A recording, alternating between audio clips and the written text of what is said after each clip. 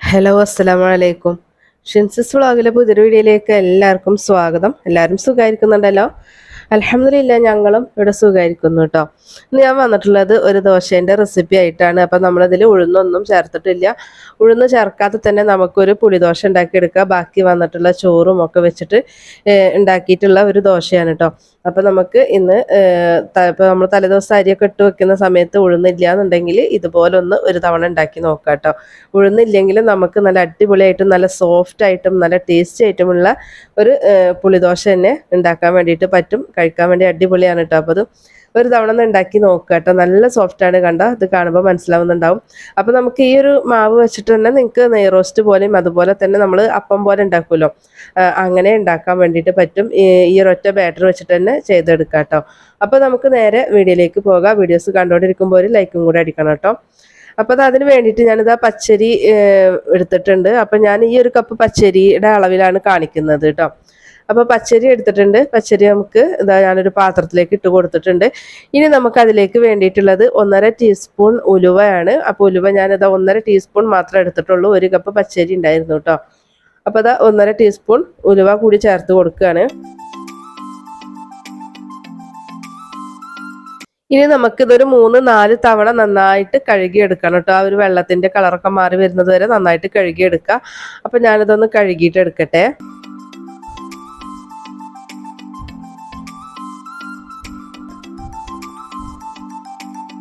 ഞാനിതാ ഒരു 3-4 തവണ കഴുകി എടുത്തിട്ടുണ്ട്. അതിലെ വെള്ളമൊക്കെ കളഞ്ഞ് കഴുകി റെഡിയാക്കി മാറ്റി വെച്ചിട്ടുണ്ട്. ഇനി നമുക്ക് അതിലേക്ക് വെള്ളം ഒഴിച്ചിട്ടൊന്ന് കുതിർക്കാൻ വേണ്ടിയിട്ട് വെക്കുക.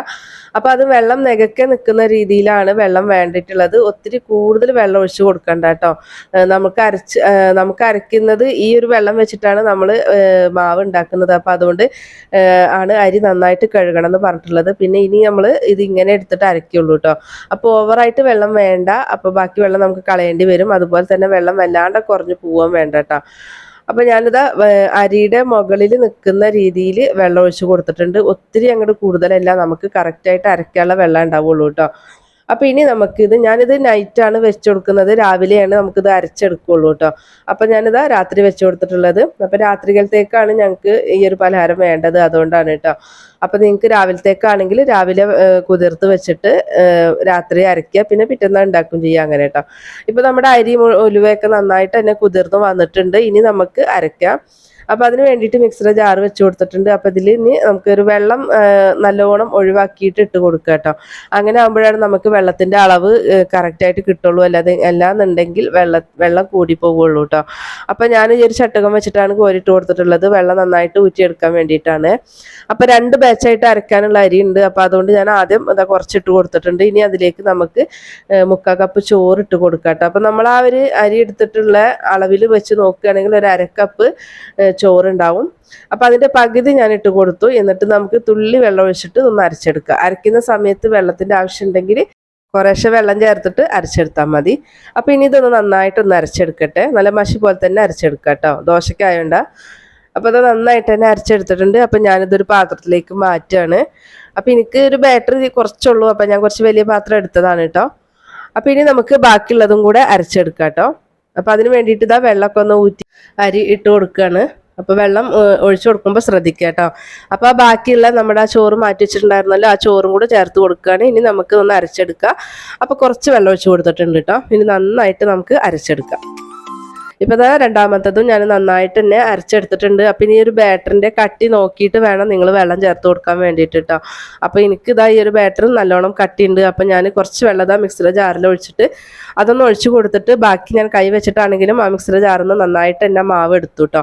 ഇനി നമുക്കിത് കൈ വെച്ചിട്ട് നല്ലോണം ഒന്ന് മിക്സ് ചെയ്ത് കൊടുക്കണം. കൈ നന്നായിട്ട് വാഷ് ചെയ്ത് വന്നിട്ട് ഇതാ നന്നായിട്ട് തന്നെ കൈ വെച്ചിട്ട് തന്നെ മിക്സ് ചെയ്ത് കൊടുക്കുക കേട്ടോ. അങ്ങനെ ചെയ്യുമ്പോഴാണ് നമ്മുടെ ഈ ഒരു മാവിന് നല്ല ഒന്നൊന്ന് പതഞ്ഞ് വന്ന് നല്ല സോഫ്റ്റ് ആയിട്ട് വരുള്ളൂ കേട്ടോ.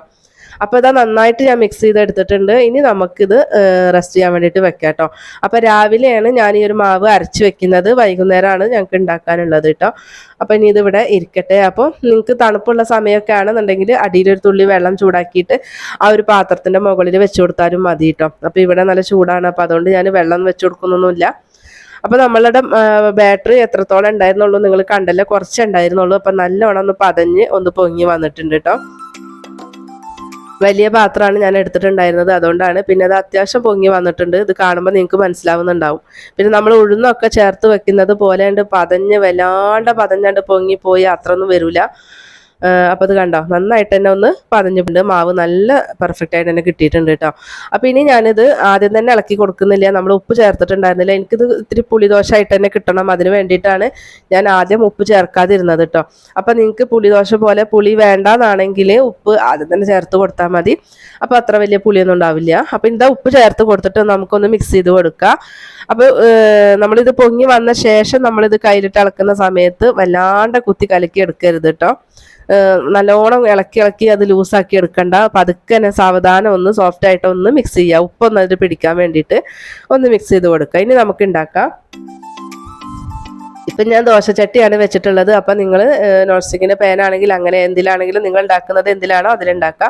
അപ്പം ഞാൻ ദോശച്ചട്ടി വെച്ച് കൊടുത്തിട്ടുണ്ട്. എനിക്ക് അതിൻ്റെ അടിയിലും മുകളിലൊക്കെ ഇത്തിരി എണ്ണയൊക്കെ ഒന്ന് നെയ്യൊക്കെ ഒന്ന് ആക്കിയിട്ട് ഉണ്ടാക്കുന്നതാണ് മക്കൾക്ക് ഇഷ്ടം, അതുകൊണ്ട് ഞാൻ അങ്ങനെ ചെയ്യണത് കേട്ടോ. അപ്പോൾ അതാ ഞാൻ കുറച്ച് മാവ് ഒഴിച്ച് കൊടുത്തിട്ടുണ്ട്. ഇനി ഇത് ഒന്ന് ജസ്റ്റ് ഒന്ന് ചുറ്റിച്ചിട്ട് മതിയെങ്കിൽ അങ്ങനെ ചെയ്യാം കേട്ടോ. അപ്പം ഞാനിതാ ഇത് കുറച്ചൊന്ന് ഇതുപോലെ ഒന്ന് പരത്തിയിട്ട് എടുക്കുന്നുണ്ട്. അതുപോലെ നിങ്ങൾക്ക് ഈ ഒരു ബാറ്റർ വെച്ചിട്ട് തന്നെ നിങ്ങൾക്ക് നെയ് റോസ്റ്റ് പോലെ നല്ലോണം കനം കുറച്ച് പരത്തിയിട്ടും ഉണ്ടാക്കാം കേട്ടോ. എങ്ങനെയാണെങ്കിലും ഉണ്ടാക്കാൻ അടിപൊളി തന്നെയാണ് നമ്മുടെ ഒരു ബാറ്റർ. ഇത് കഴിക്കാനാണെങ്കിൽ അടിപൊളിയാണ് കേട്ടോ, നല്ല ടേസ്റ്റാണ്. അപ്പോൾ എനിക്കിതൊരു പുളിദോശ ആയിട്ടാണ് ഞാനിത് ഉണ്ടാക്കിയിട്ടുള്ളത്. അപ്പം നിങ്ങൾ ഉപ്പ് ചേർക്കുന്നുണ്ടെങ്കിൽ അത്ര പുളി ഉണ്ടാവില്ല.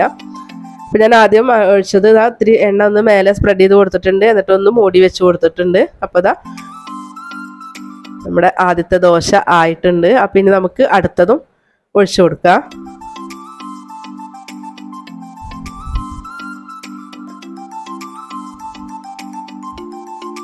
അപ്പോൾ ഇതും ഒഴിച്ചു കൊടുത്തിട്ടുണ്ട്. കണ്ട നന്നായിട്ട് തന്നെ അതിൽ നമ്മൾ സാധാരണ ഉഴുന്ന് ദോശയൊക്കെ ഉണ്ടാക്കുന്നത് പോലെ തന്നെയാണ് ദോശ. കാണാനാണെങ്കിലും കഴിക്കാനാണെങ്കിലും നമ്മൾ ഉഴുന്ന് ചേർത്തിട്ടില്ല എന്നുള്ളൂ. അപ്പോൾ അതാ അതും മുടി വെച്ചിട്ടുണ്ട് കേട്ടോ. അപ്പോൾ ഇതാ ഇതും ആയിട്ടുണ്ട്. ഇനി നല്ലോണം മൊരിപ്പിച്ചെടുക്കണം എന്നുണ്ടെങ്കിൽ നിങ്ങൾക്ക് അങ്ങനെ മൊരിപ്പിച്ചെടുക്കാം കേട്ടോ. അപ്പം ഞാൻ എല്ലാതും നല്ലോണം മൊരിപ്പിച്ചെടുക്കുന്നില്ല, കുറച്ച് ഞാൻ മൊരിപ്പിച്ചിട്ടും ഒന്നും കുറച്ച് മൊരിപ്പിക്കാണ്ടാണ് എടുക്കുന്നത് കേട്ടോ. അപ്പം മുകളിൽ ഇത്തിരി ഓയിലോ അല്ലെങ്കിൽ നല്ലെണ്ണ ഒക്കെ ഉണ്ടെങ്കിൽ നല്ലെണ്ണ ചെയ്യുമ്പോഴും നല്ലൊരു ഫ്ലേവറും നല്ലൊരു ടേസ്റ്റൊക്കെ തന്നെയാണ് കേട്ടോ. അപ്പം അതുകൊണ്ട് അത് ഞാൻ ഒന്ന് മൊരിപ്പിച്ചെടുത്തിട്ടുണ്ട്. അപ്പം നമ്മുടെ ഉഴുന്നില്ലാത്ത ബാക്കി വന്ന ചോറ് വെച്ചിട്ട് ചെയ്തിട്ടുള്ള ദോശയാണ്. അപ്പം എല്ലാവരും ട്രൈ ചെയ്ത് നോക്കുക, നല്ല സോഫ്റ്റുമാണ്, അതുപോലെ തന്നെ കഴിക്കാൻ വേണ്ടിയിട്ട് നല്ല ടേസ്റ്റുമാണ് കേട്ടോ. അപ്പോൾ ഇനി ഉഴുന്നില്ലെങ്കിലും ഇതുപോലെ ഉണ്ടാക്കിയെടുക്കുക. അപ്പോൾ നമ്മുടെ വീഡിയോസ് കാണുന്നതിൽ പുതിയതായിട്ടുള്ള കൂട്ടുകാരുണ്ടെങ്കിൽ പ്ലീസ് ഒന്ന് സബ്സ്ക്രൈബ് ചെയ്യണം, സപ്പോർട്ട് ചെയ്യണം. അതുപോലെ തന്നെ കണ്ടുകൊണ്ടിരിക്കുമ്പോൾ ഒന്ന് ലൈക്ക് അടിക്കണം കേട്ടോ. നമ്മളെ വീഡിയോസിനെ കുറിച്ചിട്ടുള്ള നിങ്ങളുടെ അഭിപ്രായം കൂടെ ഒന്ന് അറിയിക്കാൻ വേണ്ടിയിട്ട് മറക്കരുത്. നമ്മളെ ചാനലിൽ വെറൈറ്റി ആയിട്ട് ഇതുപോലെ ദോശകളും ഒക്കെ ഉണ്ടാക്കിയിട്ടുള്ള റെസിപ്പി ഉണ്ട്. അപ്പോൾ അതൊന്ന് കണ്ടു നോക്കുക, നിങ്ങൾ ഉണ്ടാക്കി നോക്കുക കേട്ടോ. എന്നിട്ട് നിങ്ങൾക്ക് ഇഷ്ടമായിട്ടുണ്ടെങ്കിൽ കമൻറ്റ് അറിയിക്കുക, അതുപോലെ തന്നെ യൂസ്ഫുൾ ആയിട്ടുണ്ടെങ്കിൽ ഒന്ന് ഷെയർ ചെയ്യുക. ഇൻഷാ അല്ലാഹ് മറ്റൊരു വീഡിയോ ആയിട്ട് വീണ്ടും വരാം. അസ്സലാമു അലൈക്കും.